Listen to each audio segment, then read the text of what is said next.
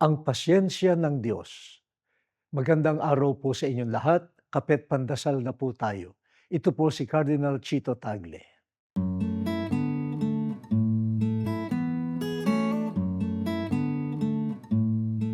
Bakit mapasensya ang tao?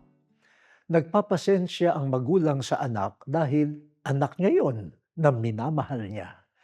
Nagpapasensya ang teacher sa magulong estudyante dahil baka makasuhan siya ng pangmamaltrato. Nagpapasensya ang driver sa traffic at init dahil kailangan niyang kumita. Nagpapasensya ang kapitbahay sa kalapitbahay dahil wala naman siyang magagawa. Iba-iba ang dahilan ng pasyensya. Malaki ang pasensya ng Diyos sa ating mga makasalanan. Hindi siya padalos-dalos na nanghuhusga.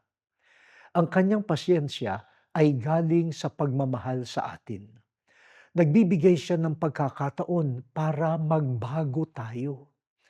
Ang pasyensya ng Diyos ay hindi pagkukonsinti sa kamalian, kundi paanyaya na magbagong buhay ang nagkasala. Huwag nating sayangin ang pasensya ng Diyos.